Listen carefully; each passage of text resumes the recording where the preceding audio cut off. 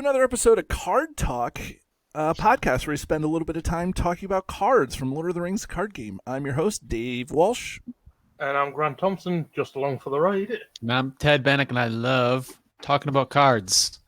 David, thank the patrons.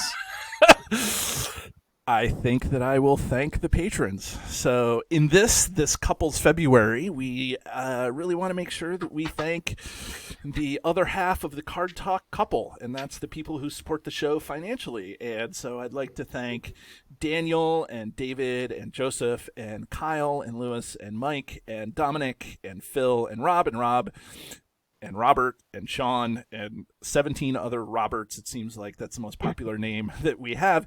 And I also want to just take a minute in this couple's February to just give a really good shout out to Joseph Forster, who is another creator in the community. And Joseph, thank you for always supporting the show. And in this, where we're trying to highlight Valentine's and things that go together as couples, we appreciate you as the very first guest host on our show, and we thank you for all that you do. So this is our little Valentine's card to you, Joseph. But enough of the smooshy wooshy stuff. It's a good thing that we have... Oh, wait. We have a couple on the show. So I'd like to take a minute to welcome Jason and Sarah on the show. Hi, guys. Hey. Hi, thanks for having us. Yeah. And so just a little bit of a background on these guys. I didn't even know that these guys really existed. Jason, you have a Discord handle, but you don't post very much. And Sarah, I don't even know who you were before Con of the Rings. So, but I met you guys at Con of the Rings, and can I just tell you that these two folks, and this is for everybody out there, these two folks are quite possibly the nicest couple that I have ever met. How much did you pay him? The trick worked. Yeah, right. Hey, And those so, 17 Roberts, all me. yeah. Yeah, I mean, so these guys are amazing, and they definitely represent the community as like the type of people who are in the community. So as a couple, I couldn't think of any better couple to have on this show and talk about a card than these guys, Jason and Sarah, from our time at Con of the Rings. So guys, thank you so much for coming on the show. Yeah. Thanks for having us. Yep. Yeah, so Makes Valentine's Day actually worth something. Aha. yeah. I go for the chocolate. I don't know. All right. And now everybody sees their sense of humor is my sense of humor, so I'm just going to be laughing the whole time during this episode, so it'll be fine. So And the rest of us will just be uncomfortable. right. If anyone's curious, how do you get a Lord of the Rings wife? Bite-sized Snickers. Just have bite-sized Snickers on hand. He pisses me off, and then he hands me a Snickers. I mean, can you go wrong? I feel like the point of the game is not to make the person you're playing with upset, though. But I don't do that. No, okay. This is a quick sidebar. yeah, go ahead. I'm not allowed to touch the encounter deck. Yes. Ever. I'm not allowed to touch it. No. If I accidentally Bad shuffle it, mojo. I accidentally touch it and shuffle it, and then we get like 4 surges and a hero dies. That's when the Snickers comes out. I got it. This is quite an insight into your personal life here. This is good. I would love to say this is all a myth, and he just doesn't want to 100% shuffle the true. deck, but it's 100% true. And so I can imagine, Sarah, you are pretty competitive from what I gather. I think at Con of the Rings, we played Skulls a lot, and that's how I really got to know you as a person. Because if you want to know somebody as a person, you just play some bar games with somebody, and then you really get to know. You were like 100% into Skulls, while Jason played one game. Was like, I'm not gonna go over here and just relax. So. Well, and it was funny because at first I didn't have a strategy. I was just kind of fooling around, and then all of a sudden everybody thought, how is she doing this? This is insane. And then I'm like, yeah, all intentional. Mm-hmm. All of it. Yeah, you lulled everybody into a false sense of security, right? The other thing that I wanted to personally thank you for is that I had a friend of mine who come to Con of the Rings who is new to the game and new to the community and all this stuff, and who is one of my very best friends. And you guys really took him under your wing. You're giving him rides back and forth to the hotel. You played a couple of times, but like you guys just did it up. And I never really got a chance to thank you without being so corny about it. So I'm going to be corny about it on my own show and just thank you so much for taking my newbie friend under your wing during Con of the Rings. Thank you so much. Yeah, of course. Well, and I think that's like, and that wasn't even anything special. Yeah. I guess like, and that like you guys go into this all the time, right? That's literally the best thing about this community is it's the best group of people. And so, you know, giving them a ride back to the hotel or being like, hey, you're new, like, dude, bring a deck. Like, we'll work around it. We'll teach you the thing. It didn't take any effort or wasn't out of the way at all to just, hey, man, happy to have you. Come on in. Mm-hmm. Yeah, it was really good. So, Sarah, did you let my friend Chris touch the encounter deck? I think I did. Yeah. He was okay. Yeah. He didn't. Yeah. No bad juju with him. We're good. Okay.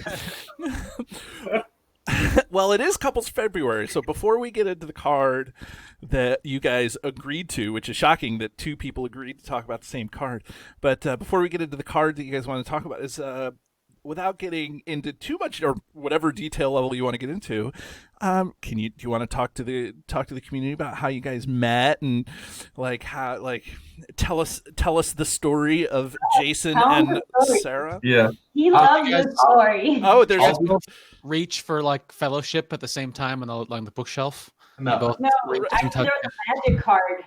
Yeah, so Magic the Gathering card reference. I'll do the short version. Old coworker of mine invited me to his like 30th birthday party or something. It was a murder mystery dinner party. Mm-hmm. Unbeknownst to me, his wife invited Sarah, who she knew from childhood. Oh, I knew your coworker since he was in kindergarten, but yes. We didn't know each other, and unbeknownst to both of us, it was a setup. We were the only, for all intents and purposes, for the short version, we were the only single people there. We talked all night, and we kind of hit it off. The group headed upstairs to play a card game called Bang. I don't know if anyone's familiar with it. Is that what they told you, huh? Yeah. Hey guys, we're gonna go upstairs and play Bang.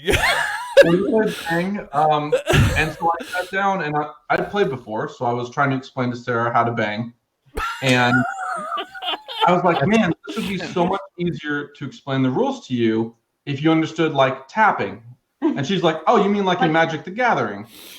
And that's when my face turned right now, and I realized, oh, I just said something really nerdy. Back away slowly. Back away slowly. And yeah, from there that sealed the deal. Pencils, or what is it? Black pencil skirt helped too. Yeah. Yeah. That's usually the quickest way to a guy's heart. Yeah. Yeah.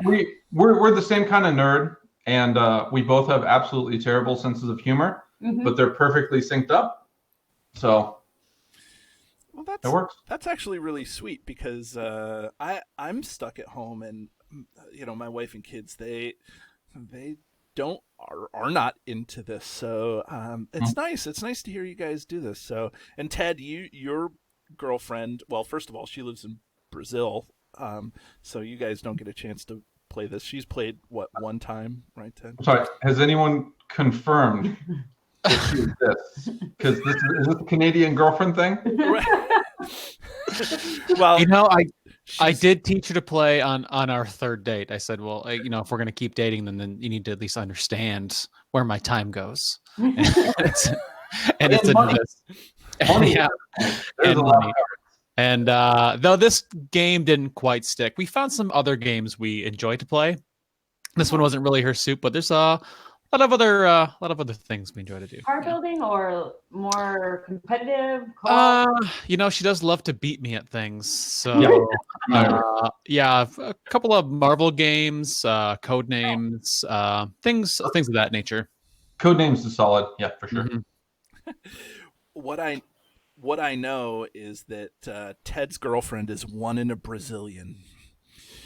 And then Grant also has a fiance who he plays Lord of the Rings with, so that's always exciting for Grant. So, and actually, well, right, Grant, you and Katie play. Yeah, me and Katie play quite a bit. That's good. So it's not unheard of to have a couple within the community. So this is cute. So, When I think it being cooperative lends itself to that too, right? Oh, definitely. It's us versus the deck, and if you get a close call and you win, as a couple, you're like, yeah, high five. We're a team. Yeah, we're a team. We did that. And it also lends itself a lot to like we'll house rule some occasional things where like, oh, we're 2 action phases past, and she'll be like, oh wait, no, I forgot to do this thing. Of course we'll rewind. It's okay. It's fine. It still counts as a clean win if we win. But it still only counts as one. It still only counts as one. One win, right? But you put the asterisk there, and it's fine because it's cooperative. You can do those things, and nobody's none the wiser, and you guys are having fun together. And so, and that's what it all comes down to: having fun. Yeah. Yeah. So, I guess I would love to sit here and talk to you guys about stuff that doesn't have anything to do with Lord of the Rings, the card game, but I think it's time for us to get into it. So, just so everybody knows, I reached out to Jason and Sarah because of Con of the Rings, and I said, you guys can kind of choose what you want to do, but if you could agree, and it was funny because I was like, I don't know if they're going to be able to figure this out because it's hard. You don't play one hero each of, so I don't know. And you can pick any card you want, I guess. So, but all of that aside, I reached out to you and I said, hey, can you guys agree on one card to talk about? And very quickly, you guys got back to me. So what card are we going to be talking about today? We're going to be talking about, over here, Kahliel. Kahliel, look at him. He looks That's right. good. Yeah. So do you want Standing in majesty. I don't know. Do you guys want to read down through his stats and tell us all, read what he does? Sure. Kahliel is a Harad noble. He is 2 questing, 2 fighting, 2 shield, 4 health. 10 threat. 10 threat, thank you. You may use resources from Kahliel's pool to pay for Harad's ally cards of any sphere. Action, discard a Harad ally from your hand to ready a Harad character in play. Limit once per phase. And he's a leadership hero. He is a leadership hero. So, okay, I'm going to ask one question right off the rip, and then Ted and Grant, I don't have a ton about Kahliel, but you guys can add your questions. Yeah. So, why are we talking about Kahliel? I enjoy the bad guys, and I when we first started looking into the decks and some of the characters, the artwork caught my attention, and then finding out that they were essentially double agents. I ran with it. I wanted to make a Harad deck. There weren't a lot of cards. There weren't a lot of allies, and I wanted to make it work. It was challenging, and I'm pretty sure I broke his brain. It still doesn't work. It's playable, but yeah. So I this may be blasphemy, but so I have C-Stan build you a deck coupon. Oh. And there's a part of me that wants to be like, C-Stan, make Harad work. But I know he's just going to go back and be like, no.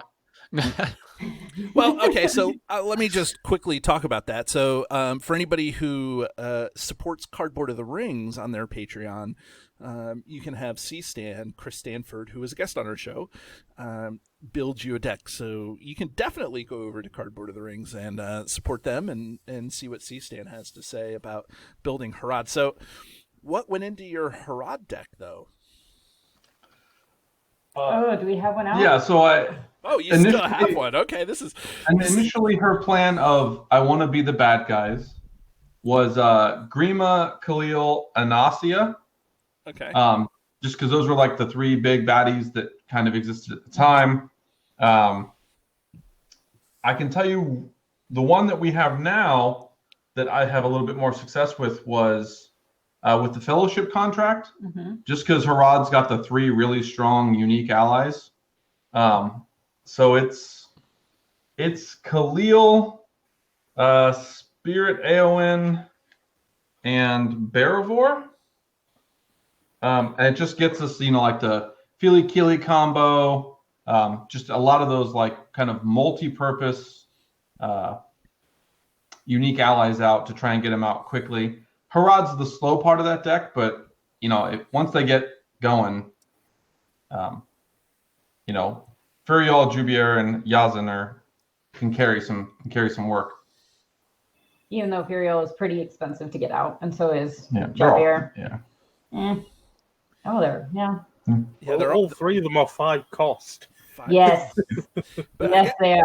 I guess you're And reducing. the 3 different spheres. I was going to say, so I guess you're reducing the cost of that. No, so wait, how are you reducing the cost of those allies? And we You're still not. haven't even talked about Kahliel yet. Yeah. So Kahliel, you don't have to sphere match. So we're using a no card. We're putting Steward of Gondor in here. Uh-huh. Slapping that's it not on a Kahliel. card. I think that's legit. But so at that point, right, the 3 resources for any Harad, that pretty much covers getting them out relatively quickly. We're also using Gathering Storm, right? Which is the leadership 0 cost event. Planning action: search the top 5 cards of the encounter deck for an enemy. Add that enemy to the staging area to reduce the cost of the first ally you play this phase by X, where X is enemy's threat.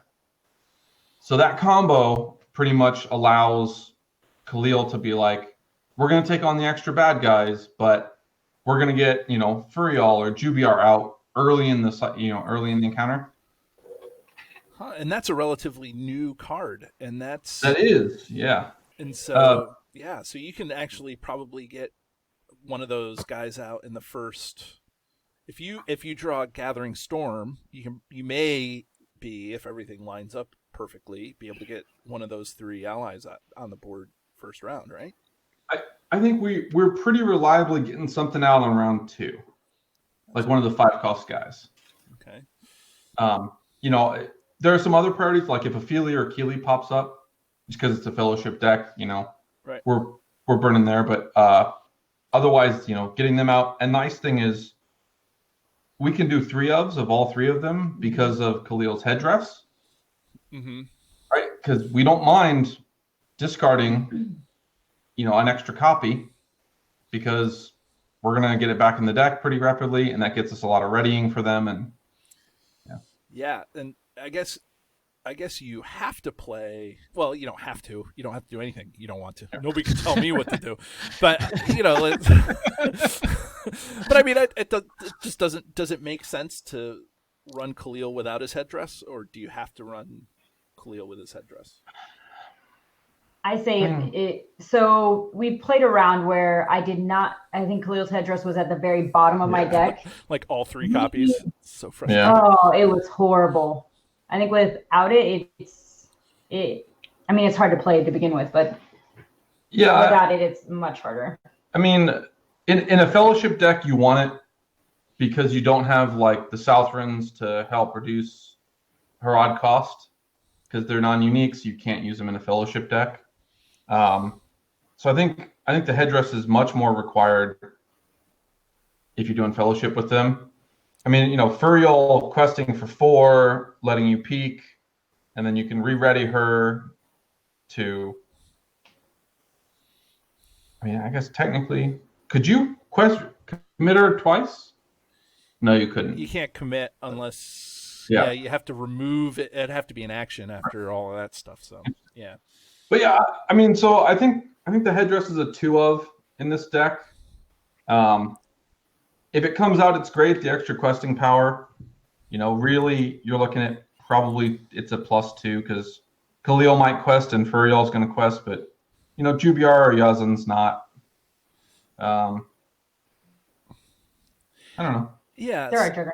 What about the other Harad? There's two other Harad cards, right? There's the tribesman, Kahliel's tribesman, and the refugee, right?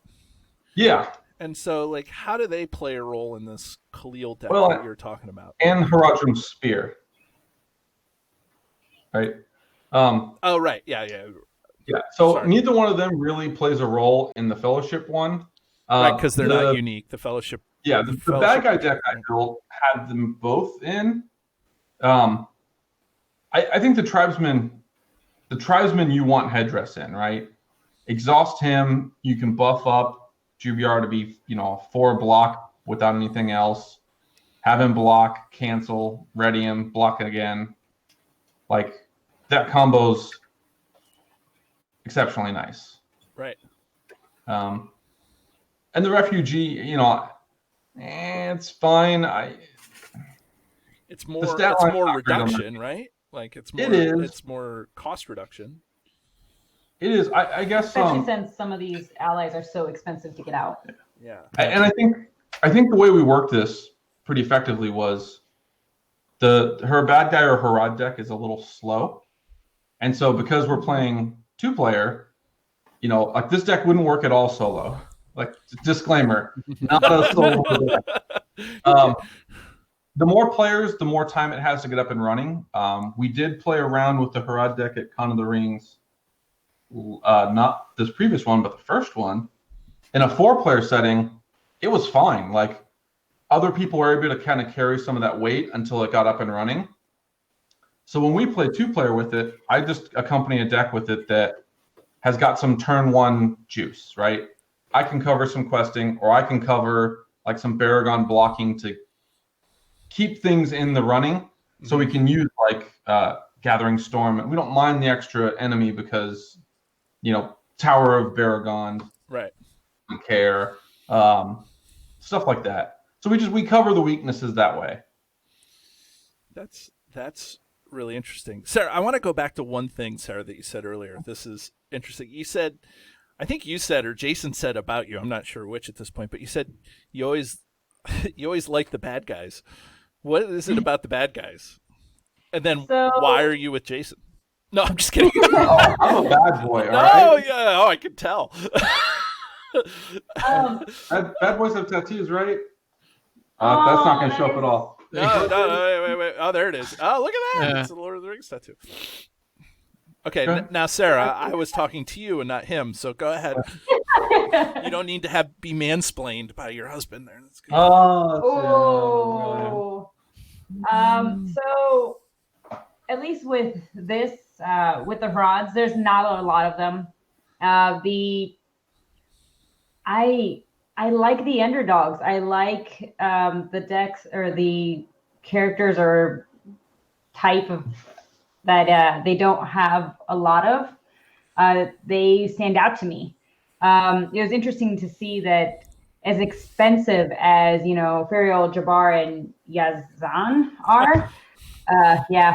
Sorry, foreign accent, bad. Okay. Right. Well, I was going to say, it's so weird when you play this game and then all of a sudden you have to pronounce these things out loud, like as opposed to like you and your husband, you play the game and it's like, it doesn't even matter. Then all of a sudden you're like, oh, I have to say Jabbar, I don't even know how. Anyways, I think I called Kahliel like Carl once. I was just like, no, it works. You know what I'm talking about. Carl. I don't know if anybody remembers that. He watches everything. It's okay. Okay. So you just really like the bad dudes, huh? The underdogs. It helps that for the most part, they're the allies who don't get used very often. They're the cards that are neglected in a sense. They, with tons of, AOWINs and just, tons of Aowen. Tons of Aowen. Not our fault. She's the best card in the game. No. Who's the best card in the game? Spirit Aowen. Spirit Aowen's the best card in the game? So his opinion. So much. He also has, a crush on her, so that helps too. Yeah, well, she.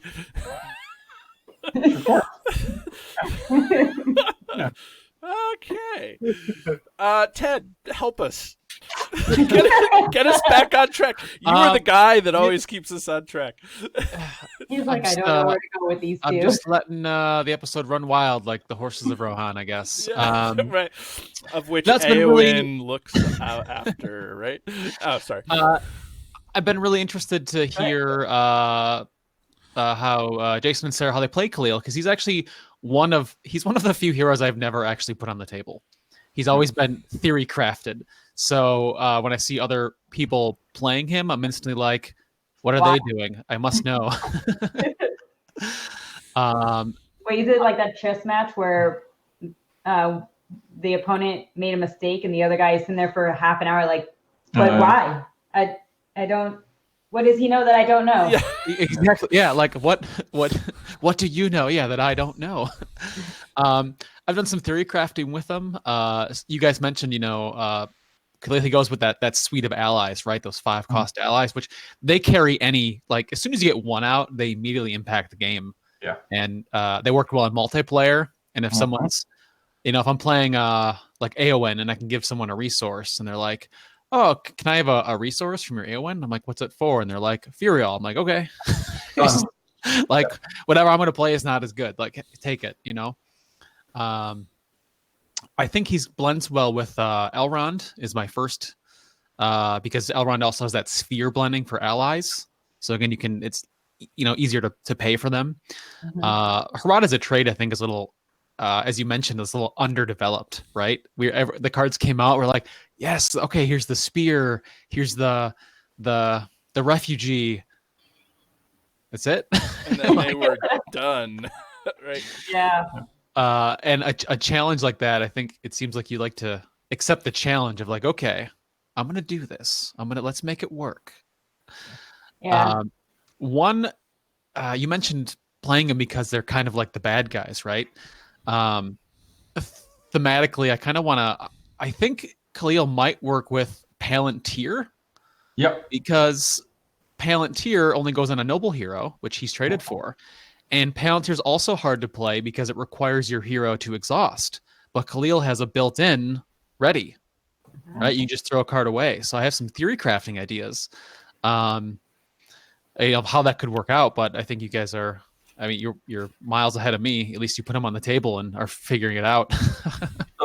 So in the one we did with Grima, I put the Palantir in there just because it was like the Doomed run there. You can Heir of Mardale Kahliel as well with yeah. Right? Okay. You Palantir him. You can then steward after that to then ready him via Heir because he's the noble. Right. So there is some synergy there. Like the noble enables some stuff for sure. Yeah, absolutely. Which is fun. Yeah. I'm trying to think of what other, is that the only trait that he has? It's just noble and Harad, I think. Harad and noble. Yeah. Okay. So yeah, you have some playable stuff there. You can use Captain's Wisdom with them, which exhaust the noble, get your resources, and then put one of those big allies on the table. And then if you have another one, ready him. Like he's good to go. So I think he's got a lot of Gathering Storm is a great idea. I didn't think of that one at all. In Sphere. Gathering Storm was one of those, and I remember a lot of people looked at it and was like, that's terrible.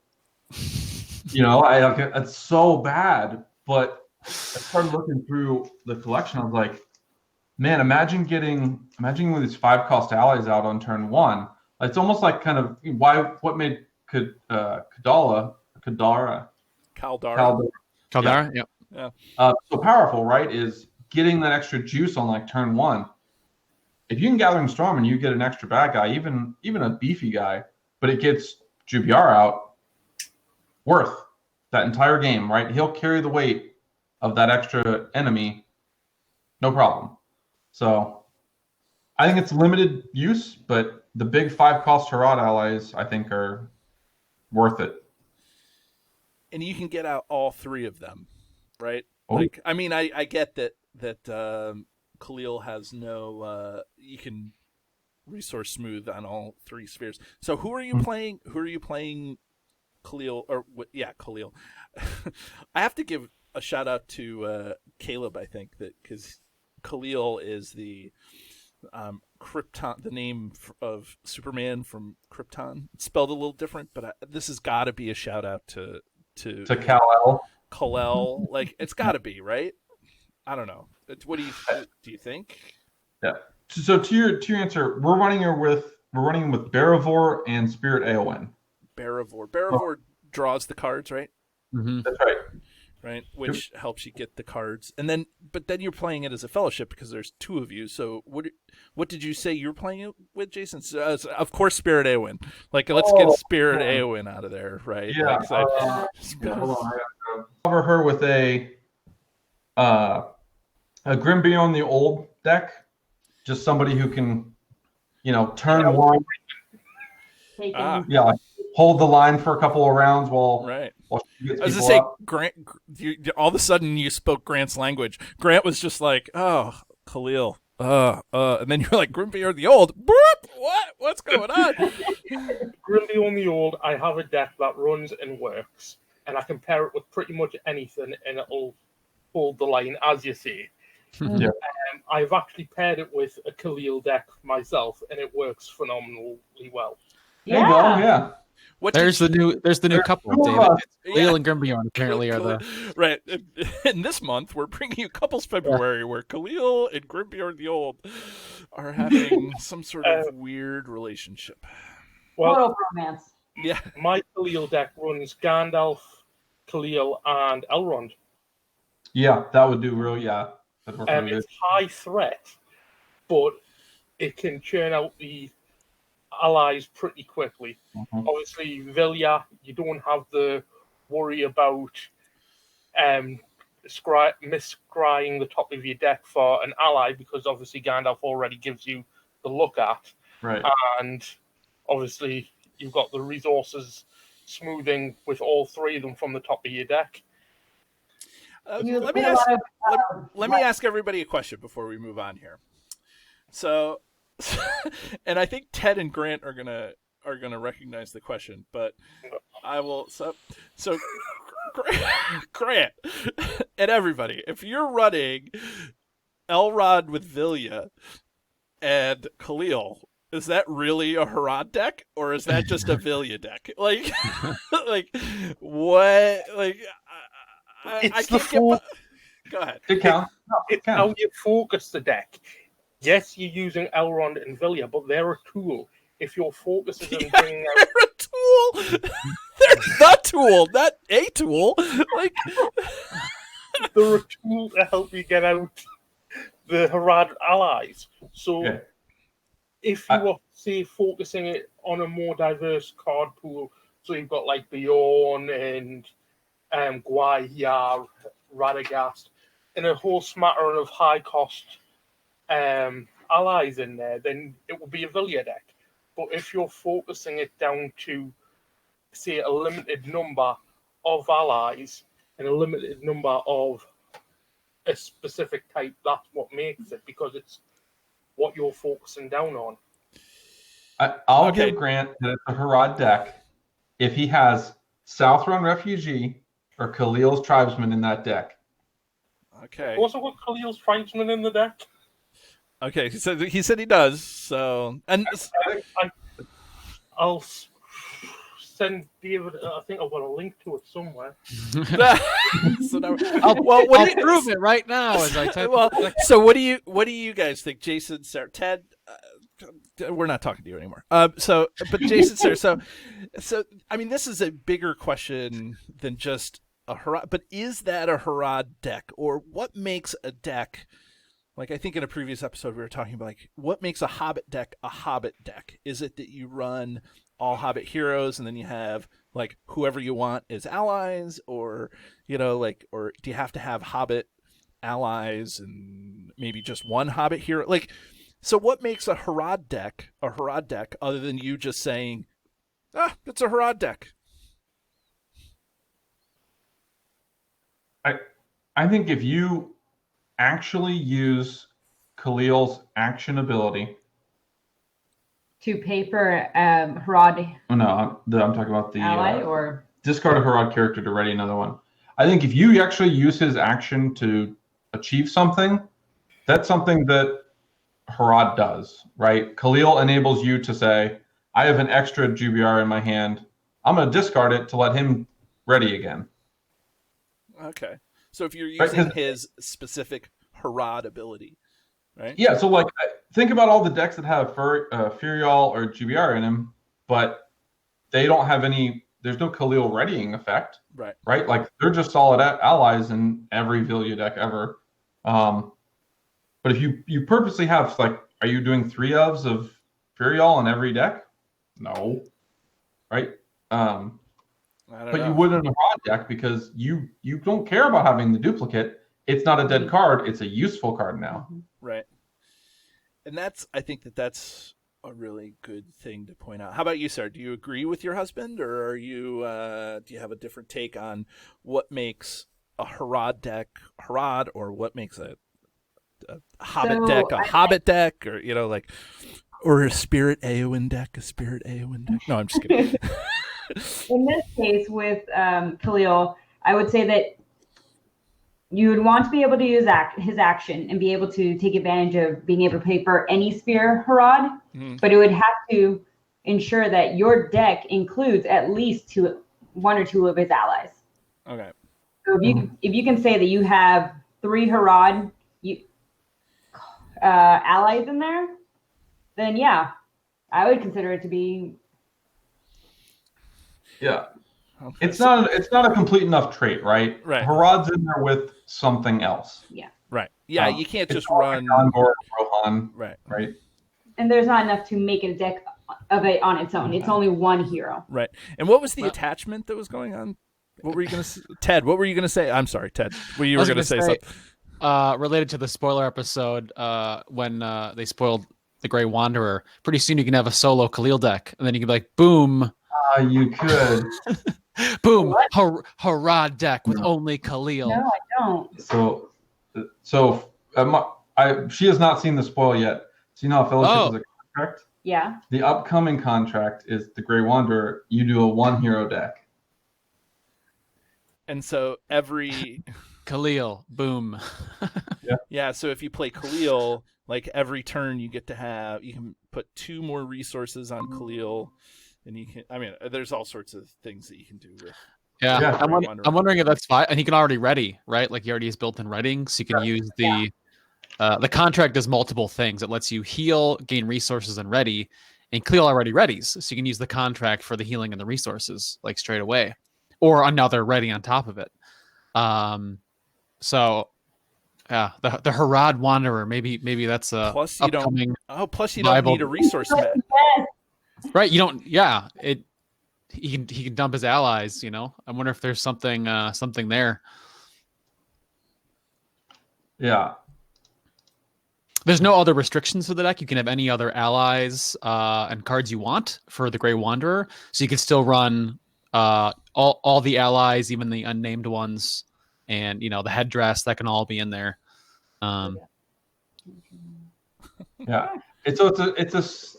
it's a shame that his headdresses cost 3. Yeah, he can't. Also, by the way, I feel was miscosted.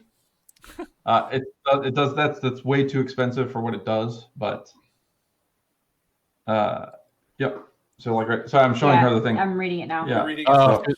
Yeah. Right. So yeah, you get massive draw, and you just. Or you slap if you slap a steward on him or an resourceful, right? Like you're paying for a 5-cost ally every turn. Yeah, I think that's kind of the thing is I think when leadership cards have been like designed from a certain point, it's almost like, well, they probably have steward. Yeah, that was the entire this player probably has they take into an effect or they observe that leadership has resource acceleration. Yeah, and I think that the card that you pull out with the Grey Wanderer is probably going to be Strider, right? Like, because it allows you to pull out 1 attachment and put it into play. So, Yeah.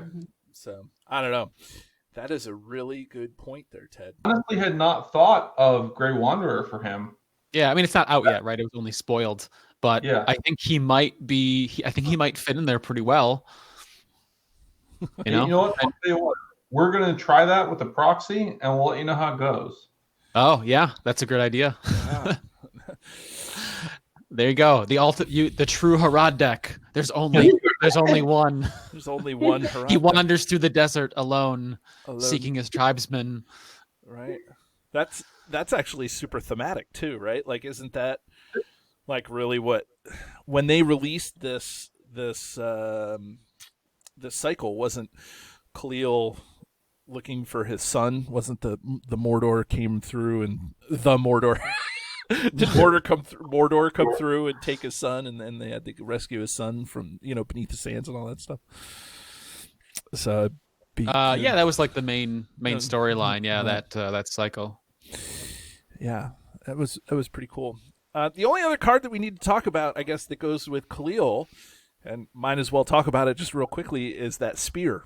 And I assume you put I assume you put the 3 of in your deck because anytime you get +3 attack, I think that's boom. No graphics needed. Yeah, I guess we don't even need the graphics. So it's who do you put the spear on, or does it not have to? I mean, does that go on Kahliel, or do you pick and choose who it's going to go on? We've put it on Kahliel before. I personally like it on Yazan. Right? So Yazan by himself is a 3 attack ranged. So because we're playing 2-player, right? Ranged, right? Like buffing up the ranged character is the thing to do. Yeah, that makes sense. Yeah. So, okay, so one last question, then we'll wrap it up, maybe, provided that I don't think about it. So it's obvious that Kahliel, the hero, is going to have his headdress. If you need to, Steward of Gondor, if that's your resource acceleration. But what else do you attach to Kahliel to make him kind of the best version of himself? New for 2020. He wants to be the best version of himself. So you're going to put what on him? Like Heir of Mardel. Heir of Mardel. We did talk about what does Heir of Mardel do? And Grant, look up who is the Heir of Mardel. Like, what is that?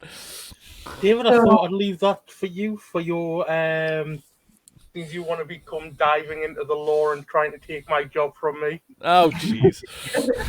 Well, if I knew, I wouldn't have asked. But okay, so the Heir of Mardel, what does that do? So it's a leadership sphere, 1 cost attachment, unique. There you go. There you go. Yeah. I listen to a lot of these. I know the pattern. It doesn't matter what the pattern is. I guess the point is that you get to ready your hero with this guy, right? So yeah. And so does that?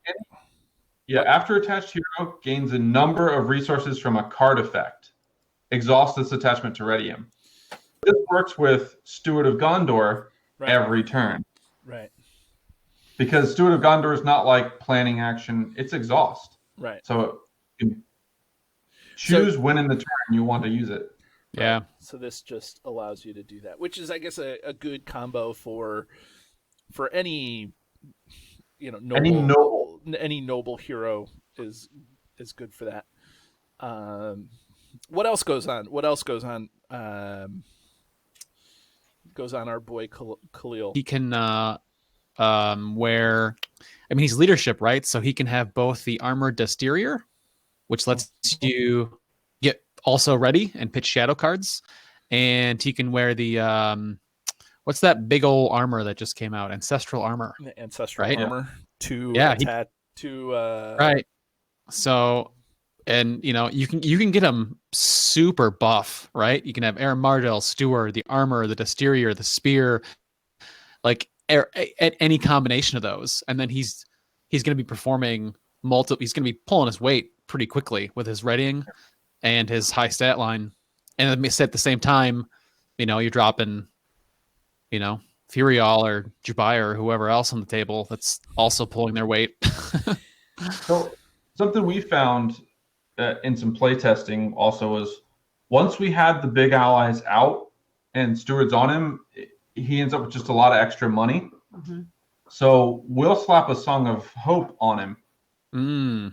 Got the readying. So with those extra resources, just spend 3 resources. That's plus 3 willpower, and then you know he's going to ready. So he's still good to do anything else you want him to do. And now all that extra money's not going to waste. Yeah, that's Right. Are you wanting your history lesson, David? yeah. I want to know who the heir Mardil is. Mardil is the second hereditary steward of Gondor. So Denethor would be the heir of Mardil. One of them, yeah. It's that line of hereditary stewards of Gondor. A tradition which began with Pelendor. And I know I've completely butchered that name, but it's old language. But it started back in 1960 of the Third Age, or roughly around then. Woo! And we're in 1960, right? So that means that we're in 3019 when the Lord of the Rings happens. So that's 1,400 years ago, ish. Give or take. Wow. That's pretty crazy. Yeah. I don't know. History lesson going on there. There was one other thing that I was going to say. I felt like there was one other. I guess you guys, you should be happy because this is the first time that we've had a hero that has a 2/2/2 stat line. That the first thing we haven't said about the hero is 2/2/2 because of his usefulness. I think, right? Like because he could do everything, right? Yeah, and he's got 4 hit points, so he's not the sturdiest, but he can take a hit. 2 defense, 4 life. Right. Yeah, his reading too. If it comes down to, like, let's say you have an enemy and the shadow card is this enemy makes an additional attack after this one. You're like, okay, well, instead of having hero die, I can ready him and block. Seems okay. Like, sure, you got to pitch an ally, but then, like, your game's not over. Yes. You can muster, you can pull through. So he's got a lot of flexibility. So I really love it how you two have come together I love it how both of you are like, let's make Kahliel work. Like both decks are centered on like getting this guy like up and going, which I love. Well, honestly, we've had good luck with it outside of we took this combo of decks up against the sailing quests. The Dream Chaser cycle. One of the rings, Dream Chaser. This is a bad deck for Dream Chaser. Yeah. No. You're telling me the people that live in the desert are bad at sailing. That's right. Well, and he had a to be clear, deck, she wanted to use an int deck. And I was like, I think they would be appalled. Are you kidding? Yeah. Many of these boats were my friends. But yeah, so it's not the most flexible, but any quest that gives you a little bit of time to get set up that isn't just all go. This is done, I think, better than 50-50 as far as win-loss rate. That's awesome. Well, no sleazy over here. Oh, no sleazy mode. So, well, I wish we could sit here all night long and talk about Kahliel, but unfortunately, we need to wrap up the show. And for anybody who is new to the show or has forgotten, just like I did in one of the fancy edits, we usually ring the cards on a scale from 1 to 10, where 1 is the one card to rule them all, and 10 is the card that gets thrown back into the fiery chasm from whence it was made. So we have 2 guests on the show. You guys can choose. Do you guys want to ring the card first, second, or do you want us to ring it first, or where do you guys want to go in the ringing order? Where do you want to rate? We can ring first. Yeah. Okay. Are you going to do it together, or are you going to do it separately? Yeah. Right. Nope. Yep. All right. Ready? 1, 2, 3, rate. Yeah. All right, 1, 2, 3, 3. 4. Oh, Well, I mean that's pretty close. It's not like somebody said 7 in 3. Oh, that's cute. So, okay, so Ted, if you're gonna ring Kahliel, where would you ring this guy? Yeah, he's pretty flexible, and probably gonna put him, I think, around the 5. I think he's kind of smack dab in the middle with his trait. Okay, and then Grant, where would you ring Kahliel?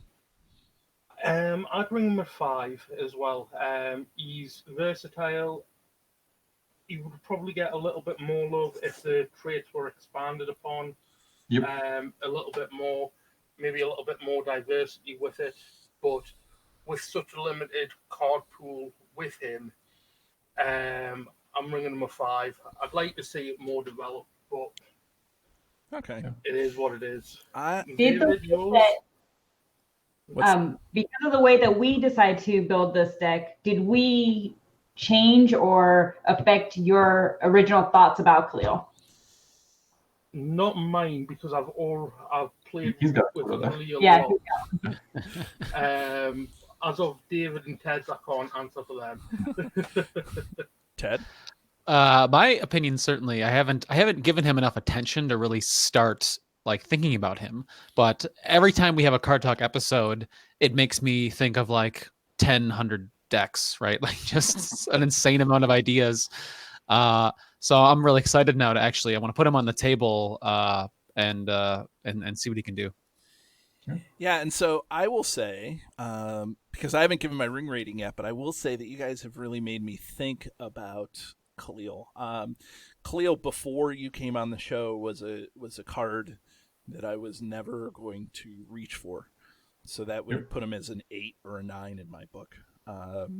Just because it just seems so limited. But after talking to you and seeing how you pair him with some of the cards that you've talked about, and Gathering Storm and all these other cards, I have to say that I don't think he's necessarily the best, because I always play solo. So I think it would be a challenge for me to put together a deck, but I see the value in him. And I think that you can probably at some point put together a solo Kahliel deck that probably... I want to see that. Probably I want works. the Grey Wanderer Kahliel. I want to see if that works out. Right. So I'm actually going to not go 8 or 9 with Kahliel. I'm going to change it. I'm going to change my original rating down to a 7. So I still don't think he's necessarily a solo hero, but I think that he could be based on what you said. So that's what I'm going to do. So now that you guys have had a chance to think, do you guys want to come together about a 3 or a 4, or are you happy being... No, I think Grant said it best, right? If the Herod trait was fleshed out more, he's solid, right? 10 threat is, average. It gets you at that 30 or below. 2/2/2/4, solid. He's got built-in readying and sphere smoothing. That, if Herod was twice the trait it was, size-wise or card-wise, that he'd be solid, right? He'd be a 3. He'd be... I gotta go a 4. He just doesn't have the support to make it higher up in the list. Okay. Sarah, do you want to change your rating to a 4, or are you going to stick with a 3?